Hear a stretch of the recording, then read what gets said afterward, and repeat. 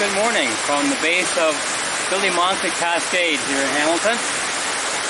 Those of you that know me know that waterfalls are my favorite thing. Great day out to be out at a waterfall. But today we're going to talk about how to identify wildflowers. And there are a few ways of doing so. One way, the old way, which I still do, is using books. There's many guides out there. One is called the Audubon Guide to Wildflowers. A second book is by Peterson. It's the Peterson Guide to Wildflowers. And the third book that I've seen out there is called the Newcomb Guide to Wildflowers. Personally, I prefer to use the Newcomb Guide when I'm using a book. The pictures in here are not as nice. There's sketches, or there are some color drawings in here, like that. But the best thing about this book is it makes it easy to identify wildflowers. There's a little guide at the front.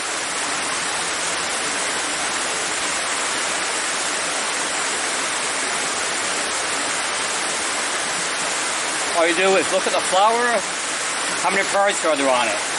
2 or 3 or 4 regular parts on a flower. That's easy for most people to be able to see. Or is it something different, irregular? So that gives you a number from 1 to 8. Second step is to look at the leaves of the flower. Are the leaves just at the base of the plant? Or you can't see any leaves at all? Or do the leaves, when they go up on the branch, are they opposite each other, like this way?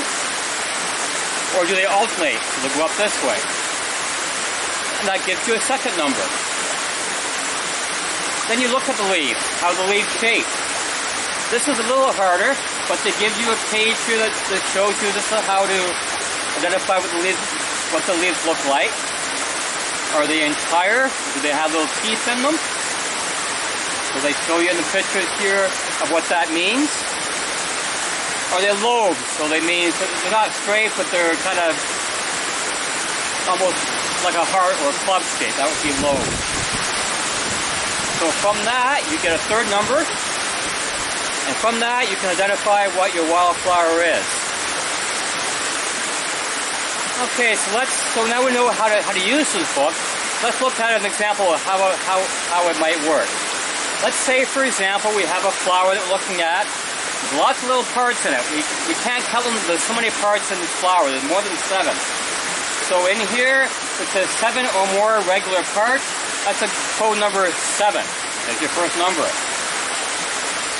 Where are the leaves in this flower? Well, it seems to be at the base of the plant, and the flower comes up separately. So at the base. So on here, it's basal leaves only. It's a 2. We now have a 7 and a 2. Okay, so how are the leaves on this flower? Well, they got little teeth in them, so they're jagged on the edges. So we have a 3. So we have 7, 2, 3. 7 or more parts. 2 is the leaves at the base of the plant only. 3 is the bean tooth. We have 7, 2, 3. Then we go to the page here, 7, 2, 3. Okay, so it says here leaves or tooth were divided. Oh, it says if they're yellow. This flower was yellow.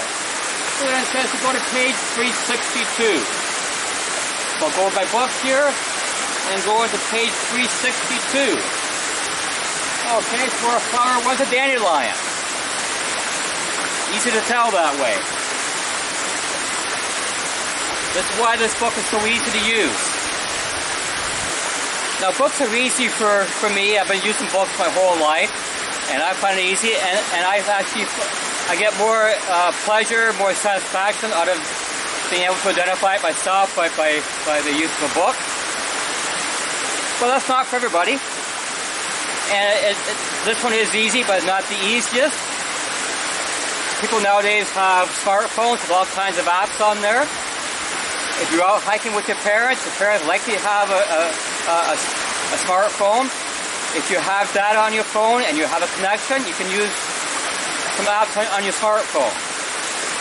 Some of there's two that I have on my phone.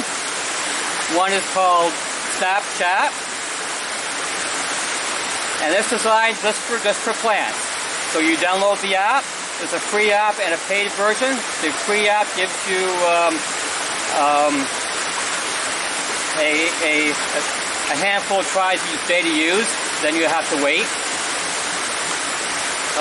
But also, the other app that I use is called Google Lens. It's not designed just for wildflowers. It's designed for almost anything, but it works really well on wildflowers. You download one of those two apps. All you have to do is take a picture of the flower, press enter, and it'll scroll through to find out what kind of flower that it is. It's easy to use, and if you're in a city area or somewhere where you have a connection, nothing wrong with using that. We're going to go for a little walk, and we'll stop at two spots with the wildflowers, and we'll see if you can identify it by using my book method. And then I also have pictures of three flowers at the end of the video where you can use either Plant, Snap, or Google Lens and take a picture of the picture, and it'll work that way as well.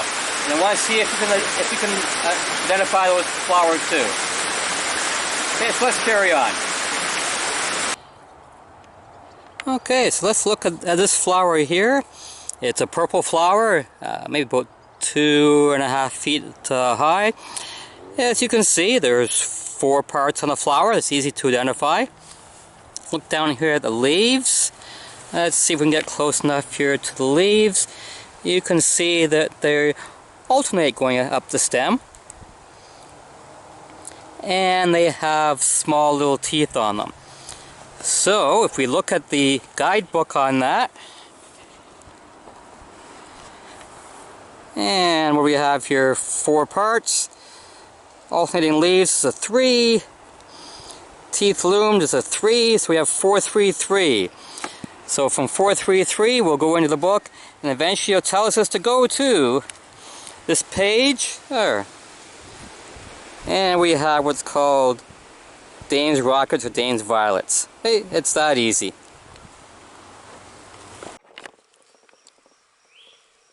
Okay, out on our walk here, we got these flowers here. So we'll use the book to identify them. First of all, if you look at the flowers themselves, they don't have a bunch of the same parts. It's what we'd call a irregular flower. Let's see if we can zoom in on the leaves. There they are there. Leaves seem to alternate as they go up the stem. And again, by using the guide, we have to know that the leaves look to be, there's no teeth on the leaves at all.